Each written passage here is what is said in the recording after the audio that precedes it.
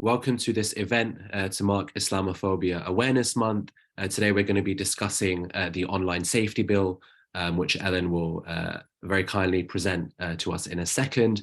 Firstly, in terms of an introduction to the Community Policy Forum, the Community Policy Forum is an independent think tank seeking to promote evidence-based and community-centered approaches to policy making on the structural inequalities facing British Muslim communities. We attempt this through connecting policymakers with academic research and experts, and through providing platforms for engagement with diverse Muslim voices on areas of contemporary importance. So thank you very much to each of our panelists for taking time out of their busy schedules to join today's discussion. So I'm going to introduce each of them in turn. So firstly, Linsay Taylor is the Scotland Regional Manager for MEND, which stands for Muslim Engagement and Development, and she's also Deputy Head of Community Engagement and Development at MEND. Secondly, we have Ellen, who is the Head of CASM, the digital Research Hub at the cross-party think tank Demos. And finally, we have Nathan Sparks, who is Chief Executive of Hacked Off and is on the boards of the Independent Media Association and the Media Reform Coalition. So once again, thank you all for taking the time to join today. I hope that we can have a very productive discussion, what is certainly a very wide-ranging topic, but one that is of very high importance, particularly in the climate that we are currently in. So just starting with yourself, Ellen, for those that are watching that may not be familiar with the online safety bill, would you mind just providing a quick summary as to what the bill is, where it comes from, and what the current situation is in regard to the bill? Yeah, absolutely. So the online safety bill is something that's been in development by the government over the course of the last few years, really in response to kind of the inability currently to take whole platforms to account, so social media platforms, for the sorts of harms that users are experiencing on their services. And so it's intended to keep users safer online and protect them from a really wide range of harms, including things like illegal content, but also things like abuse and harassment, where that might not be illegal, and looking at tackling, initially designed to look at tackling things as well, like disinformation and misinformation. So the way that the bill is structured is around putting duties on platforms to have systems and processes in place to deal with different kinds of harms. And those are split into duties that they have essentially to identify and take down illegal content where it's on their services, and duties to set out in their terms and conditions what they're going to do about certain kinds of legal but harmful forms of content. They've also got duties around protecting children from age inappropriate content, which would require platforms to have, say, age assurance or age verification processes in place, so that they can make sure that children aren't accessing content that isn't appropriate for them. It's a very high-level summary. The bill is very complicated, and that's been one of the kind of issues over the last few years, is that it's very complex. It's changed as it's gone through the kind of parliamentary process. It was initially intended to be passed earlier this year, and then the leadership race sort of interrupted that process, and now we're expecting the bill to come back to Parliament at some point, but it's not quite yet clear when. And there's lots of elements of the bill that have been quite controversial, and probably most notably around the requirements on the largest platforms to have these duties around the so-called legal but harmful content. So I'm sure we'll get into all of that in much more detail, but that's the very kind of bird's eye level view of what the bill is for. Thank you so much, Ellen. Yeah, as you said, we're going to try and sort of dig deeper into some of the specifics, and I'll come back to you in a second for sure. Nathan, if you wouldn't mind me coming to yourself, could you please discuss some issues with the online safety bill in regards to the press specifically? What do you see as the key issues of the bill in that regard? Well, in terms of how the bill is drafted, it puts these requirements on these duties on social media platforms to address content which is harmful on their platforms in line with their own terms and conditions and so on. But what the government has tried to do with the bill is they tried to exempt media, basically news publisher, and which means their accounts on social media and other content from news media publishers that's shared on social media. The government wants to kind of try and exempt all of that content from being affected by social media platforms' regulatory processes, their duties to regulate the content that appears on their platforms. Now, the way they've done that is with broadcast media. It's quite straightforward because all broadcast media in the UK has to be independently regulated by Ofcom. So they can say, and it's a reasonable position, look, broadcast media is already being regulated by Ofcom, so anything that they want to put out on social media and search results as well, as to stress, this covers search results on Google and other platforms as well. All of that content is already being regulated in some form by Ofcom. So we don't need to double regulate it. So that can come out. Now, for the rest of the media, which means newspapers and websites, which we kind of broadly describe as the press, which we can include kind of online websites in as well, there is a system of independent regulation. And if we had it's certainly our view that if we had a competent government, the government would say, similarly, as with broadcast, if you're independently regulated and you're a website or you're a newspaper, then your content should be exempt.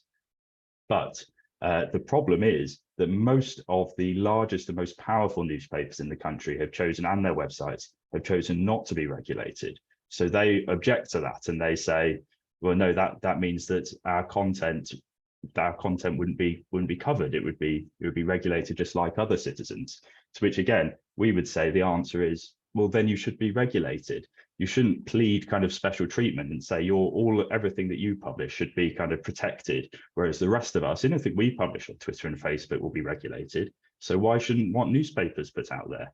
But they say, well, no, because we're credible, we're otherwise credible media, but got no way of kind of verifying that because they won't join an independent regulator. So what the government's done is they've kind of said, they've tried to come up with some criteria to exempt newspapers, and they've just done it in a very flawed and problematic way. And they've just kind of said, well, what does a newspaper look like? Well, it has an address, it has a team of staff, it probably has some kind of complaints process, some kind of standards code, even if it's not independent, whatever it says, it's got something like that. So what we'll say is that if you're a website or a newspaper and you want to be exempt, you have to have an address, a team of staff, some kind of complaints process, no detail, and some kind of standards code. Now that opens up two issues.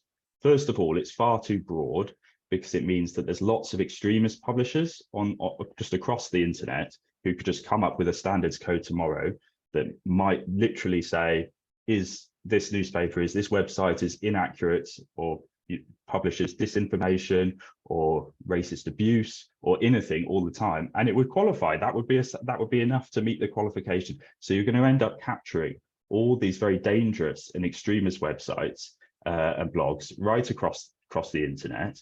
And at the same time, the other problem is that because we do have a system of independent regulation for newspapers and websites in the UK. The national press haven't joined it, but there is one that exists. And there are lots of publishers, like, for example, Five Pillars is an example of a publisher that serves many Muslims in the country. And that publisher doesn't have, that I've seen just looking this morning, it doesn't seem to have a published address on its website. So despite the fact that they're independently regulated, they are regulated to higher standards than any national newspaper in the country, yet they would miss out on this exemption because they don't have an address. And that's just absurd, because the government's whole approach to this is wrong. The government's approach should be, are these publishers otherwise regulated? Because if they are, then that will immediately take care of all the extremists, all the dangerous publishers, the racists. They will all be dealt with if you say you have to be regulated. But the government won't do that. And the only reason they won't do that is because it would mean that the national press would miss out. And that's totally the wrong approach to drafting legislation. But that's what we've got. So that's one problem. And then the second, which I've talked for a while, so I'll be very brief, but the second problem is comment sections. The whole point of this legislation is to cover what is called in the bill user-generated content, which means stuff that you and I put out on social media to one another. Now, newspaper comment sections are platforms in which user-generated content is exchanged.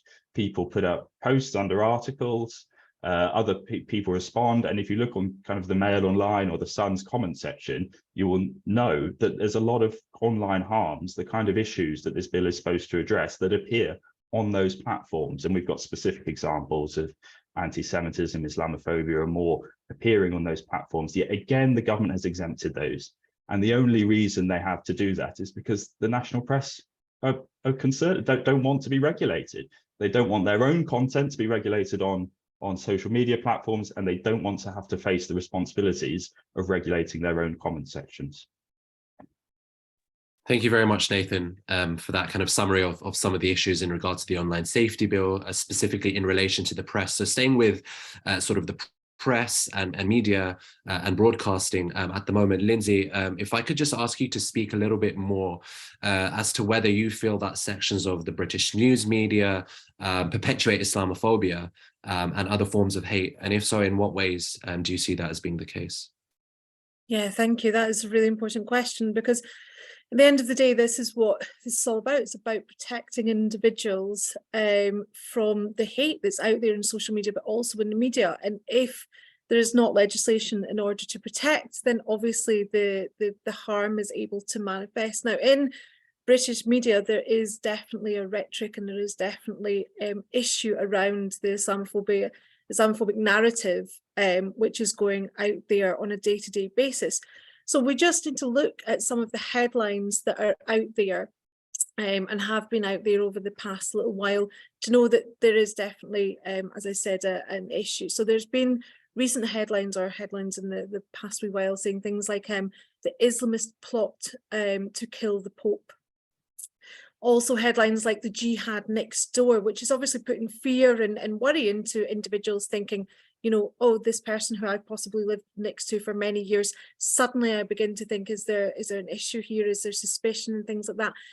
A lot of people think that it's just a tabloid, it's just, you know, sensationalism that these headlines are going out. But unfortunately, also it's in a lot of the broadsheet newspapers as well that we're seeing very similar headlines. There was one some time ago about a foster family, and it was very negative around a Muslim foster family taking in a Christian child to be fostered, and obviously the child was being placed to protect them and safeguard them. And the way that the media narrative talked around the story was very Islamophobic and very detrimental to the family in many ways. And this is the kind of stories that we're seeing again and again and again, and it's definitely fueling the Islamophobic issue that we have here in the UK. The other problem is that it's actually a double standard that we often see in the press. So we see things like whenever there is somebody from possibly ethnic minority background or somebody who looks as though they could be Muslim, as soon as anything happens, and obviously we condone any kind of terrorist attack or anything like this, but as soon as there is an attack and a person looks, as I said, ethnic minority or Muslim, then suddenly it's terrorist and extremist, and all Muslims are expected to be answerable in some way to this. How can we justify this? How can our communities justify this?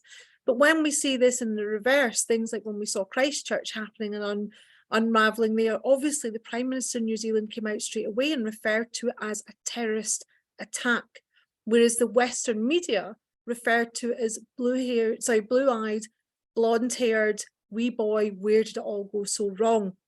Refusing for quite some time to talk about him as a terrorist. And now this is really important, this double standard, because for every moderate mention of a Muslim in the mainstream media, for every just one moderate mention, there are 21 extremist mentions in the media.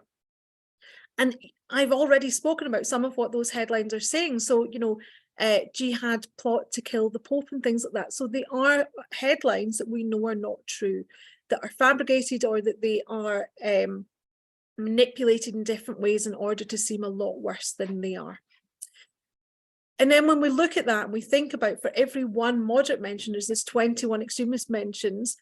What does that lead the common society, everyday people, to think about Muslims? Obviously, it's going to put really negative thoughts into their mind about Muslims. Now, many people say, oh, I don't read the papers, but unfortunately, we're bombarded with them. We go into our local shops, we see them, they're there on the shelves around us. We flick onto our computers and the headlines come up. So even if you're not engaging with them, then actually you're still being bombarded with them. So you're having this negative thought in your mind all the time. And one of the ways that is kind of highlighting how this negativity kind of manifests within wider community and society is that a study was done some years ago on the population of Muslims within different areas in the UK. And now obviously I'm based in Scotland, so I talk about Scotland a lot. And now for the percentage for people responding to this, a lot of people thought that the percentage of Muslims in Scotland was over 35%.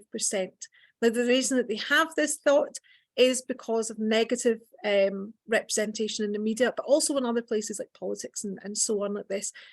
But actually, the population in Scotland of Muslims is only 1.5%. So it shows us just how many issues or how big an issue there is around things like this, around the representation of Muslims in the media. Thank you very much, Linsay, for your response on that. I will definitely be coming back to you to sort of ask a little bit more about Islamophobia in the context of online spaces, especially as it's currently Islamophobia Awareness Month. And I think just on what you said, I mean, you just look in the last couple of weeks with the World Cup in Qatar, the first World Cup in a Muslim majority country, the first World Cup in the Middle East. And I've seen, directly on social media, certain, right-leaning or right-wing newspapers that have put forward very, Orientalist headlines and narratives and images. Even papers in France and other European countries have been accused of a lot of sort of bigotry, Islamophobia, racism in this more kind of subtle way where they're not overtly perhaps being Islamophobic, but that is certainly what the majority of their readership or followers online would take away. So it's certainly an issue, something that is ongoing, unfortunately. So coming back to yourself, Ellen, and also coming back to the bill, what concerns does the online safety bill raise in relation particularly to equalities and human rights when it comes to the freedom of expression and the balance between human rights within the legislation?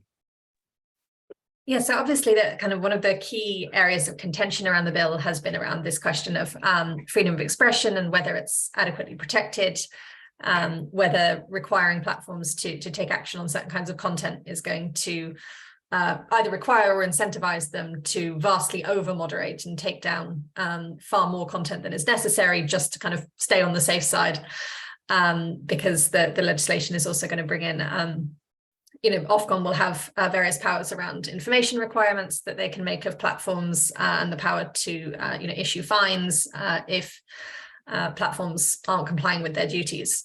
So there's a kind of very live debate about how to strike that balance and whether the bill has got it right. My worry about the bill at the moment, in terms of, well, based on the most recent version, which is still from the summer, is that it talks about freedom of expression a lot, but it sort of adds it on as a thing that we should think about at the same time as thinking about safety, but it doesn't really give kind of parameters on how to do that. It doesn't make human rights a kind of core, either a sort of duty of platforms to be thinking about, or a sort of core duty of the regulation to be kind of promoting human rights as well. It's very much a sort of safety first, and then let's think about freedom of expression and privacy afterwards. Those are the only two rights which the bill really goes near. The language about privacy has actually become sort of more qualified as we've seen the bill progress, and that's also a worry. But I think one of the key issues is that it also takes quite a narrow view of what might interfere with freedom of expression, and it because the bill is so focused on content moderation and systems around content moderation and what content's left up and what's taken down, it often sort of focuses around platforms need to think about taking down certain content, but also think about freedom of expression and that they might need to leave it up. And one of our worries that kind of fails to engage with is the effects on freedom of expression of content being left up. And when it's sort of certain, harmful content at scale, we know that this drives people out of engaging in online spaces. We know that it makes people feel unsafe to engage in online spaces. And there's a real kind of silencing and chilling effect, particularly on marginalized groups online. And I think that that's a kind of a worry that isn't really reflected very much in the bill so far. I think the broader worry, though, is really around the kind of environment that the bill sits in, because it's been said previously that or suggested by a committee that the sort of UK's human rights framework will be the human rights backstop for the bill. So if there are worries about the bill or exactly what privacy or freedom of expression mean, then it's kind of fine because we have a human rights framework already. So this is just kind of sitting within that. But then obviously there's lots of proposals to reform that and reform that in a way that I think civil society at least is fairly unanimous that is not going to be positive. And I think that's kind of one of the real worries, is even if the bill says some good things about freedom of expression and privacy, if we don't have that kind of really robust human rights framework, or the framework that we have is weakened, then there's a lot more room for negative outcomes from even a very well drafted bill. Thank you, Ellen. I mean, staying with sort of Ellen and Nathan yourselves on the bill, perhaps coming to yourself, Nathan, first. I mean, are there any other aspects of the bill beyond sort of what you discussed that you deem to be sort of particularly problematic in terms of anything that Ellen raised, just tying the conversation together a little bit further? Well, just to add to what I was talking about earlier, the government have actually gone and in the last sort of just before the bill was kind of put on hold before the summer, they've actually made the position even slightly worse in relation to this problem of bloggers and other news websites kind of masquerading as exploiting this kind of big loophole that the government's put. By trying to sort of craft the bill around the interests of the newspapers, it's just opened up this big loophole, and these kind of extremist publishers that are kind of stand to exploit it. The government's actually made the position worse in that regard just before the summer, because now not only is their content going to be exempt from the bill's effects, and Ellen touched on this a moment ago, but actually with this kind of new amendment from the government, the platforms will have an obligation to keep that content up on their platforms until there's kind of an appeals process. So what that means in practice is that for kind of fascist bloggers who want to sort of put up their posts on Twitter, as some of them do at the moment, when they put those posts up and someone complains about it, and it'll be against Twitter's terms of service, Twitter won't actually be able to take that post down from their own platform until they go cap in hand to the blogger and say, "Excuse me, please, we'd like to take down your post. Is that all right?" And that's just an absurd situation. And there's going to be no incentive then for platforms to actually do that and go through that appeals process, because why would they? Because that content is protected anyway by the exemption. So we risk, by putting these kind of loopholes in that the government has done for the press, we risk having a situation where social media actually becomes a lot more harmful and a lot more dangerous, particularly for Muslims and other groups that otherwise are more likely to face marginalization and abuse and so on, and harms online. It's going to be even more harmful after this bill passes. I think, Nathan, just on kind of what you said at the end in terms of the impact on sort of marginalized and minority communities, particularly Muslims, I think that ties in quite well to what I wanted to ask Linsay. Obviously, we've kind of, you gave a very, very comprehensive overview of sort of Islamophobia within the press, but what about sort of Islamophobia within online spaces more generally? How do you see Islamophobia manifesting itself in this way? I mean, that's the thing, it does really manifest itself in quite similar ways online as it does in the print media, and that there is a real Islamophobic rhetoric happening there. And so I just wanted to kind of touch on something that Nathan had said before, kind of highlighting the fact that there is no regulation, and the fact that the government is doing everything that they possibly can not to regulate the press and make sure that actually it's the press that's being protected and not the individual. I mean, obviously we had the Levinson inquiry and led on to the Royal Charter, but yet we still haven't seen many parts of that implemented in order to ensure that mainstream media have to sign up in order to be regulated appropriately instead of being self-internally regulated, as it kind of is at this point in time. You know, there's no kind of real external checks and balances going on. And that's obviously part of the issue there, is the fact that possibly the media is far too close to the political sphere and there's not any real separation there. And we're seeing this as we're looking at the bill, and we're kind of moving into this area of online platforms and online spaces, is that once again, the government is doing what they can to protect the media instead of protecting the most marginalised and vulnerable groups within our community, such as the Muslim community, who obviously hate crime is going up and up and up. And we saw that during COVID, actually, where we thought that hopefully hate crime, especially on religious hate crime, we really hoped that we would have seen a kind of dip in that. You know, everybody was working together and coming together in order to deal with COVID. Also, we went out in wider society, we were all in our homes, but what we saw was that instead of Islamophobia happening out in the streets, it was manifesting on social media, it was manifesting in the internet. And we actually saw a rise in Islamophobic hate crime attacks at that point, which is very worrying.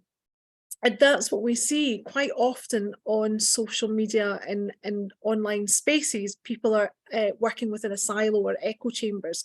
So if they're viewing a specific thing or specific news pieces or specific information, then this is the information which is then being passed back to them.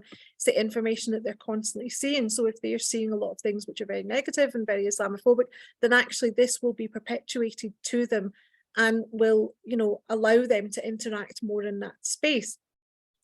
Nathan also highlighted earlier about news outlets and the fact that quite often their comment section will be very extreme, will be very worrying, will have a lot of very negative information. And actually, I want to take a little bit personal for a while. So I did an article a while ago for a newspaper, and it was on Islamophobia. It was actually before I worked for Mend. And the comment section had been left open at the bottom, and by the end of it I phoned the paper. This was by the next day. I phoned the paper and I said to them, look, I'm sorry, you need to do something about this, because you've published an article about Islamophobia and how we need to work to tackle this issue, and yet your comment section is just purely Islamophobic.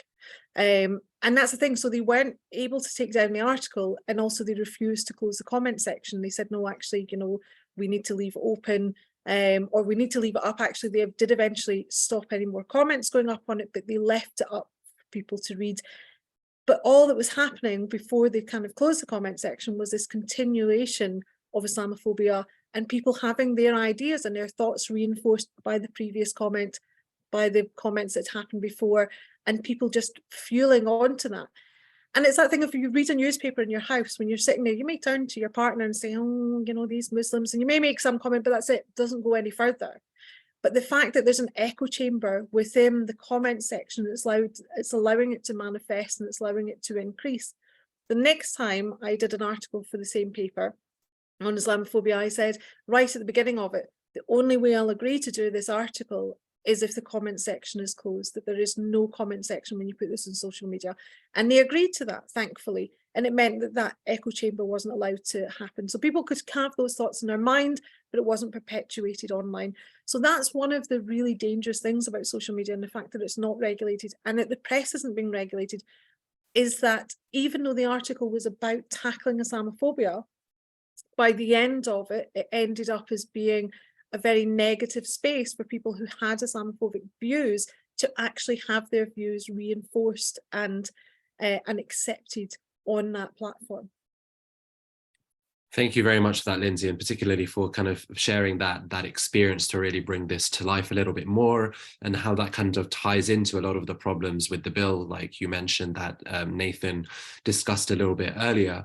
So just kind of looking, like, you know, I guess looking forward now, in terms of the bill, and in terms of this issue more generally, Ellen, if I could come back to yourself, what amendments do you feel need to be made to the bill in order to mitigate sort of some of the concerns. I know it may come across as self-explanatory. It's like, well, don't do them or reverse them, or, you know, but I mean, just, I guess if you're just able to kind of delve into that a little bit more, and I'll comment to yourself, Nathan, but in terms of the issues that kind of each of you discussed, that others have discussed, I mean, what do you feel needs to be done in order to rectify a lot of the concerns that we've all got about this bill? So I think the first question would be, how far can we go in terms of rewriting? I think from my perspective, one of the real issues of the bill is that it's intended to be a bill that tackles systems and processes that platforms have in place, and not content. It's not meant to be a bill that says what content is okay and what content isn't, because we already have laws that say what content is okay and what content isn't.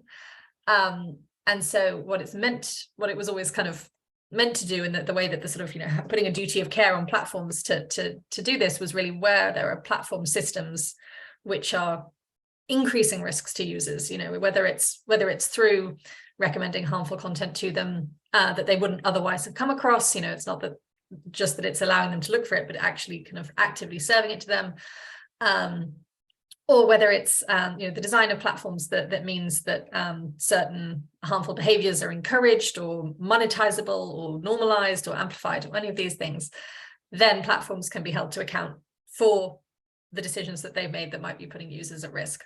And I think as the bills kind of become more and more crystallized, it's moved away. It still talks about systems and processes, and it talks about algorithmic systems and all this sort of thing, but the focus is very clearly on content moderation. It's on content moderation systems, content moderation processes, content moderation policies. And I think that's where a lot of these kind of all of that's then led to people feeling that we need to have an exemption for this, or we need to have an exception for that, because otherwise this content might get moderated and we don't want it to, or people worrying that yeah, it's just going to lead to, you know, vast over moderation, which I think there is a real risk of. And I also particularly, you know, platform moderation systems themselves are not perfect, and often have kind of inbuilt bias against content from marginalized groups. And I think that's a real worry of, if platforms just kind of start trying to moderate out everything that could remotely be harmful, who's going to be most affected by that? So if I'm permitted a full rewrite, I would want to see things change much more sort of backwards in the sequence, away from just what does platform do once a piece of content is on its service, and much further back in the chain to how is a platform being designed, what are the internal processes for doing risk assessment. Risk assessments are in the bill, but I think it could be strengthened if they had to publish their risk assessments. And in terms of, you know, having to have much kind of stronger requirements around what the risk assessments had to consider, and what the platform's responses needed to be. So that would be the kind of, let's not quite start again, but almost start again version. In terms of sort of more realistically, because I don't think that's a realistic prospect, I think one thing would be, so there's a set of online safety objectives, they're called, which is basically the purpose of the regulation, and these are the things that Ofcom are going to be required to pursue as the ultimate objectives. I think if human rights were baked into the objectives as well, rather than having safety objectives as being the kind of forefront and then human rights sort of being bolted on a little bit afterwards, I think that could help in terms of making that more of a priority. I think the legal but harmful kind of clauses, so these have been the ones that are obviously the most contested. And on my reading of the bill, and this, you know, other people think the bill means something different. That in itself, I think, is an issue, that so many people disagree about what the bill even means. But, you know, I read it as that platforms have to enforce their terms and conditions clearly and consistently. If they say they're going to take something down, they should take it down. If they say they're going to leave something up, they should leave it up. And I think that could be made a lot clearer, and that may be what, you know, we see in the next kind of iteration.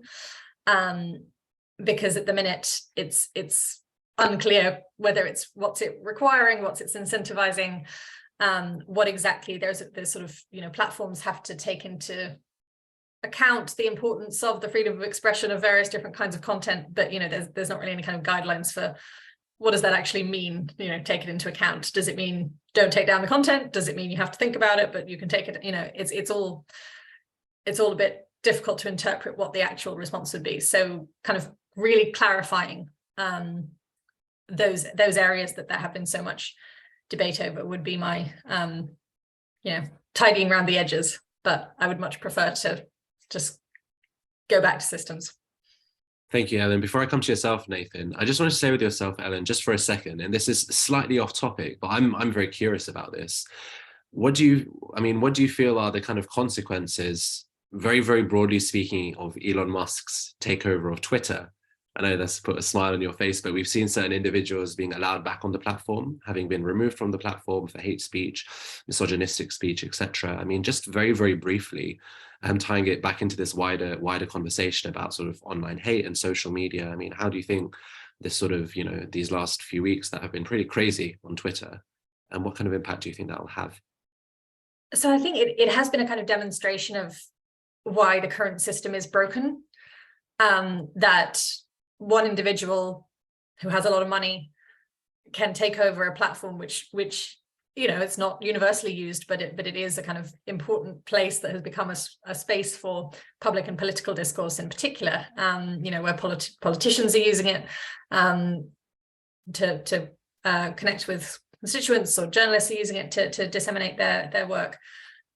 And that can just kind of be overnight instantly reshaped by one individual, I think, is kind of where the current model is failing. I think certainly it really highlights issues around transparency of, you know, he's said various things of, we're not going to make any decisions until we've set up this new content moderation council, but then it seems like perhaps decisions have been made about letting people back on, but we're not sure how that relates to this content moderation council, or if we're getting a content moderation council. And there's that sort of issue around who is making the decisions, what basis are they being made on, that I think is worrying. I think there's a kind of deeper problem with what's going on in terms of how he's kind of been restructuring Twitter staffing, you know, all of the different teams that we've seen being reduced or being let go, really focusing around ethics and human rights and trust and safety and all of these things. And I think that's one of the things that I think a lot of attention, understandably, is going to be focused at, you know, which individual accounts are back on the platform or not. And I think that will have a kind of significant effect on the kind of how discourse happens online, but more kind of fundamentally how the platform is run and how risks are responded to. You need people in place to be doing that. And so I think that's also a real worry. And it's interesting, we've seen kind of regulators say, you know, coming out and say, well, you know, you're not going to be able to do this once our regulation is in place, Elon, you know, you're going to have to abide by our rules. And I think it's a kind of interesting and a thought experiment that I find quite tricky, actually, is if the online safety bill were already in place, what would be the system for them? You know, would they ring up Elon Musk and say, you can't fire the trust and safety team? Probably not sure if that's in their remit. But I think certainly around the kind of transparency of decision making, and this sort of ideas around consistently, you know, if you have a particular policy, you need to be enforcing that policy. But then where does that leave platforms? How able are they to change their policies if they get a new CEO? I think it raises a lot of quite worrying questions. And I think the last thing I'd say on this is that it really speaks, I think, to the power of kind of what particular platforms or particular people on platforms are not just saying, but are kind of normalizing and enabling. Because what we saw when Elon Musk took over and was saying, you know, it's going to be the new era of free speech and, you know, open debate, but also everyone is going to be welcome and it's going to be safe and blah, blah, blah. is people starting to kind of say, be more hateful, and also in recognition of that and being like, look, guys, we can say what we want now. This is, even if the official policy hasn't changed, those kinds of signals that certain kinds of behavior are acceptable or certain kinds of behavior are preferable even, don't go unnoticed and do have a kind of really wide impact on how people are communicating. Thank you very much for that, Ellen. Nathan, just coming back to yourself, in terms of kind of amendments to the bill that you feel need to be made, particularly in regard to kind of some of the sections pertaining to the press. Well, I 100% agree with what Ellen said, and there's obviously some sort of quite fundamental issues with the bill, but real world, we're going to be talking about kind of specific amendments to address specific problems. The government has effectively admitted that there's a problem with the media exemption, because they panicked, I think, when it was revealed that Russia Today would stand to benefit from the exemption as drafted, amongst a group of other extremist publishers that we've been explaining to the government that they're about to be exempt as well. So they've promised, they haven't brought it forward yet, but they've promised to bring in an amendment that would mean sanctioned publishers would not benefit. So they've admitted that there's a problem, but obviously there's, in order to kind of, there's a process for publishers to be sanctioned and so on, and the nature of online hate blogs and websites and so on is that a lot of them fly under the radar and so on. So it's not a solution to the problem. What needs to happen is just the kind of take the same approach they've taken with broadcast media, which is to say, if you don't want to be covered by social media platforms' regulatory obligations, then you need to be otherwise independently regulated. And that's really easy to do. And I think the Labour Party actually put forward an amendment at committee stage of the bill, which would have done that in effect. And that's just the sensible thing to do. And it means everybody's protected.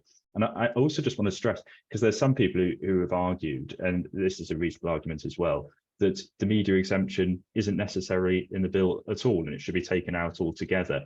I just want to stress, because there's a lot of disingenuous kind of claims, I think, being made about the bill, and Ellen's touched on this, which is that really what the bill's requirements are on social media platforms in terms of how they regulate content are incredibly modest. There's nothing in the bill which says social media platforms must remove any content that the Secretary of State doesn't think is appropriate, right? Which is how some organizations and politicians have tried to sort of portray the bill.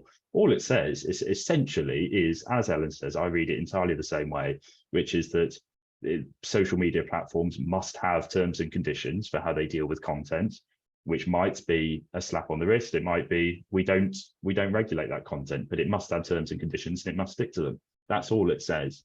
So they're really very modest. So there's no reason for news publishers to be concerned anyway, I think, about being kind of subject to these regulatory requirements. But if they are concerned, again, like broadcast media, they should be independently regulated. Otherwise, they shouldn't get special treatment just because they have an office and just because they have a team of staff. They shouldn't get treatment any different from the rest of us that use social media.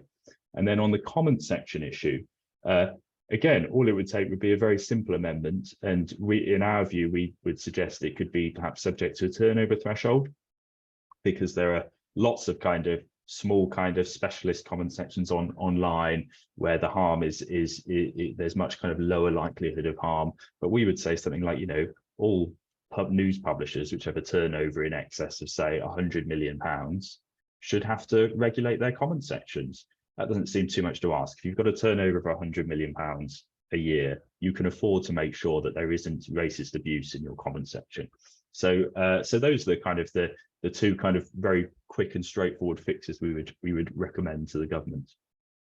Thank you very much, Nathan. So just sort of looking to round off now, Linsay, I'll give yourself the last word, as it is Islamophobia Awareness Month, and we're sort of trying to tie back this sort of topic of the online safety bill, this discussion into Islamophobia and the issues around that. So if I can just ask you, Linsay, sort of what are the wider consequences of online and media Islamophobia for Muslim communities, and what do you feel, sort of in a nutshell, can sort of be done about this? So there are some really quite damaging effects for Muslim and wider communities, especially minority communities, with the way that the media and online platforms are kind of operating just now, and that is to really increase Islamophobia, and also not just increasing Islamophobia in kind of day-to-day kind of actions, things, stuff like that, but we've seen direct correlations like Finsbury Park mosque attack and things like that. That was in direct correlation with what the perpetrator had viewed on the media, you know, and it then increased and increased until he got to the point where he decided to go out and drive a van directly into worshippers leaving a mosque during Ramadan. So it has real life, very negative connotations on a community, and it's not just Muslim community, it's, you know, also on ethnic minority communities, it's on communities from disabled communities and so on. And that's the thing, if you're already marginalized, having the lack of regulation and having the lack of kind of answerability there is causing real issues for day-to-day individuals trying to live their life. And it has been shown in many reports that actually many Muslims do feel that online and broadcast media does perpetuate and increase Islamophobia. And so it is something that we really need to take seriously. And for me, I've always struggled to understand why organizations, media outlets don't want to be regulated, because to me, obviously an individual wouldn't want to be racist or Islamophobic, and they wouldn't want to perpetuate that on any of their platforms, to be associated with Islamophobia or to be associated with racism or any other form of hate. So to me, I don't understand why they wouldn't want to be regulated unless they are happy to be associated with Islamophobia and racism, unless they are happy to perpetuate that rhetoric and to perpetuate that harm to individuals. So to me, that can be the only justification of why they wouldn't want what they're putting out there to be regulated in some way or another, because it causes real life harm to real life individuals on an every single day basis, with many individuals changing the way that they live their lives, with the way that they interact with wider communities and societies, and feeling very marginalized from society because of the way that Muslims are reported on every single day across the whole of the media. And I think the media actually has to stand up and take more note of actually what is out there and how they are talking about and demonizing a whole community and many different communities within this society, and they do have to start taking more of an account for their actions. So I think that's how I would leave it, especially during Islamophobia Awareness Month, when this is about raising awareness and highlighting the positive contributions of Muslims within our communities and societies, that actually the media and the press have to start doing that too. They have to stop just looking at the negative stories. They have to stop perpetuating these negative stories, and they have to actually start looking at some of the more positives, because many of the negative stories are fabricated, or they are written in such a way, such as there was an imam who was awfully beaten to death in Rochdale, and the headline that came out was "Imam beaten to death in sex grooming town." Now that imam had nothing to do with sex grooming, he had nothing to do with anything that was happening there, but they put that negative slant on the fact that a victim had been murdered, instead of having any compassion or any thought for the individual or for the family.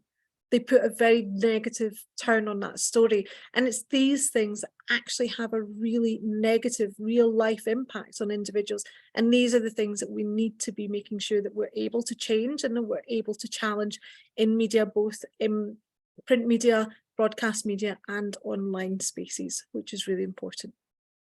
Thank you. Thank you very much, Linsay. I think it's important to note, as we're sort of wrapping up now, fingers crossed, we hope and we pray that there is light at the end of the tunnel. I mean, organizations like Hacked Off, like Demos, like MEND, like us at the Community Policy Forum are working day in, day out in order to address a lot of these issues, whether it's to do with, government legislation and policy, wider, community tensions and incohesion, and obviously Islamophobia. and just sort of, congratulating. I think this year Islamophobia Awareness Month, Linsay, correct me if I'm wrong, has had nearly 200 supporters or partners this year, which is absolutely amazing. It's the 10th year of Islamophobia Awareness Month, and it shows that we can have our voices heard on issues such as this. So we hope that things do, in terms of many of the issues that we discuss today, not just in terms of kind of the nitty-gritty of legislation, of the online safety bill, but also in terms of these sort of wider outlook and policies and approaches to tackling, for example, Islamophobia in the media and online spaces. We hope that these concerns are addressed and they are tackled moving forward. So once again, thank you very much to all three of our guests, to Linsay, Ellen, and Nathan, for taking time out of your day to join us for this really, really important discussion. It was a very productive one. I'm sure we could have continued for a lot longer than we did, but it was a very, very brilliant and highly comprehensive discussion. For those of you watching, please do make sure that you subscribe to the Community Policy Forum on YouTube and follow us at Policy Community on Twitter, Instagram, and LinkedIn. Visit our website, communitypolicyforum.com, and do check out the work on MEND, of Demos, and of Hacked Off, and do support all of the amazing work that they're doing. So thank you very much, everyone. Take care.